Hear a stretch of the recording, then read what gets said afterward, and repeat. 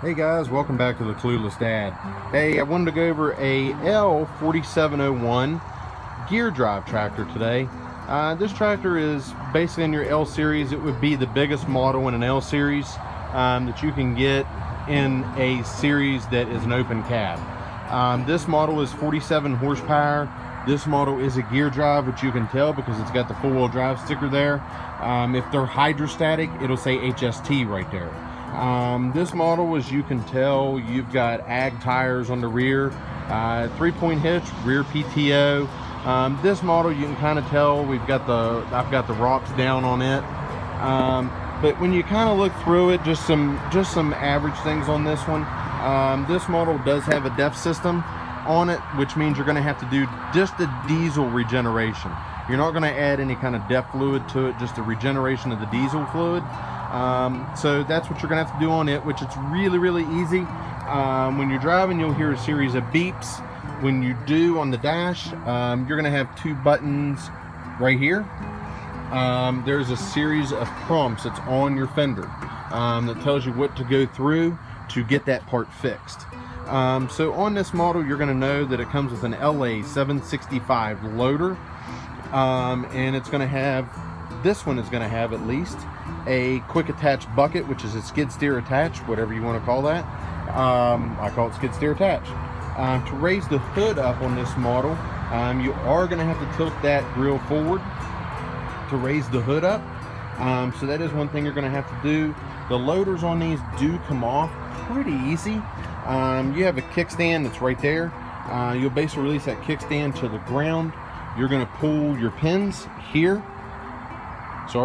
Pull your pins there. Once you pull those pins, your bucket's pretty well loose. You're just going to use your loader valve to raise that up out of that cradle, back away from the tractor, or back away from the loader at that point, coming around here.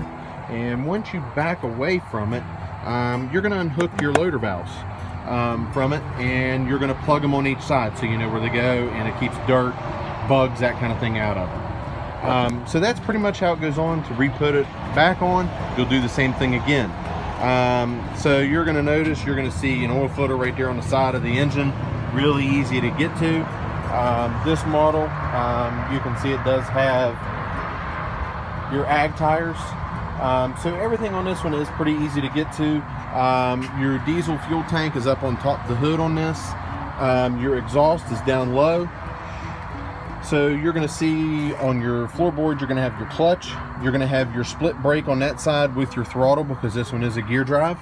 Down low, hopefully you can see what I'm pointing at here. Four-wheel drive is here. 3-point restriction valve. 3-point restriction valve is going to take basically everything off at 3-point hitch to make it a floating 3-point hitch. So you can float that rear 3-point hitch behind you. The orange lever you see on that side is for your axle lock. So you can lock in that rear differential to give you a positive traction rear end. One thing you're going to see back here, you have two series of two arms. You're going to have one for forward and reverse, and then your high and low and neutral on the tractor. So above, looking down from above, you're going to see your Pto Selector, and you're going to see your lift for your 3-point hitch in that section. You're going to have a series of cup holders, those kind of things there. So sitting on the tractor, this is your gauge cluster that you're going to see. It does give you a little bit of a yellow outline there for your PTO 540. If you're going to run something behind it with PTO 540, that's where you would set your throttle at. How you set your throttle is hiding right here. You'll set your throttle there. All your headlights operations are there. Gear selector is in the center.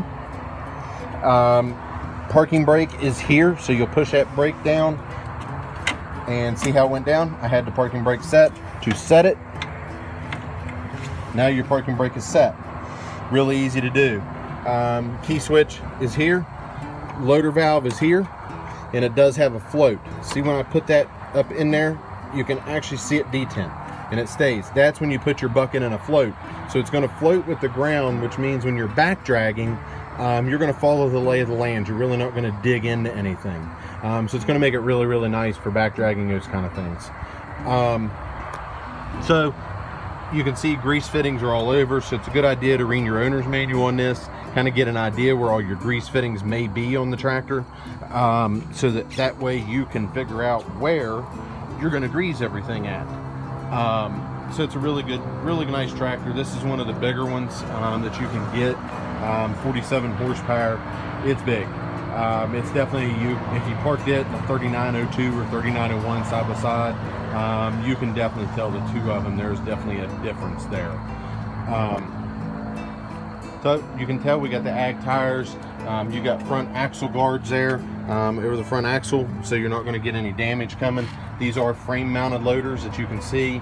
It would be a frame mounted rear backhoe on this model also, that would have its own seat if you decided to do that. So the bucket on this one, you're basically looking at a 66-inch bucket, which is a nice size bucket, but this covers the tires very well. So if you wanted to run a brush hog behind this, you could go up to a 72-inch brush hog very easily. You can do a 72-inch finish mower really easy. Tiller, you're going to be in that 66-inch tiller. Behind it will run very nicely. So really nice tractor. I would advise though, anybody that gets a tractor like this and you're just getting a loader on the front, this is something that you definitely want to have your tires filled in the back. Depending on where you go, they're going to fill it with either washer fluid, beet juice, calcium. Depends on what they want to fill it with.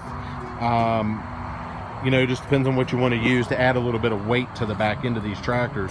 It keeps you from, if you lift something heavy, from tilting forward, kind of keeps you planted in the rear a little bit better. So it just makes it a little easier on you, a little safer also. But just kind of wanted to go over this today, give you an idea of what you're looking at, what it is.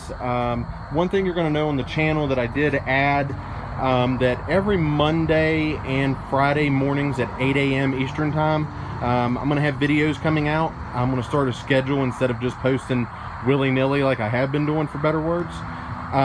So that's what I'm going to start doing with that.